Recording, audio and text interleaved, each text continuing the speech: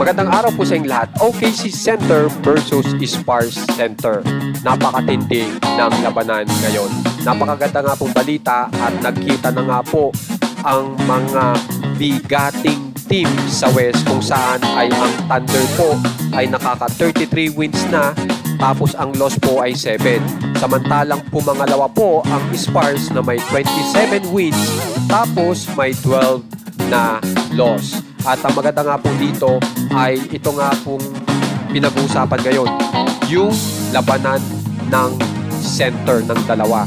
Na kung saan ang center po ng OKC ay si Chet Holmgren. Samantalang sa Spurs naman ay ito pong kilalang-kilala ngayon at sikat na ngayon na si Victor Wembanyama.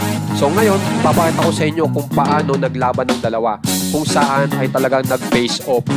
Makikita nyo po dito na si Chet Holmgren ay siya mismo ang pumarang kay Victor Wembanyama. Pero ang ginawa ni Victor ay nag-slam dunk po siya sa harap ni Holmgren. So mapapansin nyo na iba na po talaga ang skills ngayon ni Victor Wembanyama. Kung saan ay ang lumidepensa nga lang po sa kanya ay isa lamang pong defensive player na napakagaling. Pero nakalusot pa rin po si Victor. Kaya makikita nyo na talagang lumi-level up po ang skills ni Victor Wembanyama. Sabay may kasama pang alley-oop ngayon.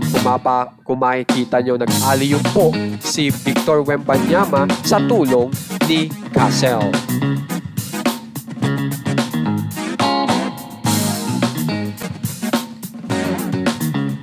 Kaya napakaganda nga po kung itong dalawa ay sila mismo ang magkikita sa playoffs. Tsak, napakaganda nga po ng labanan na iyan, OKC versus Spurs.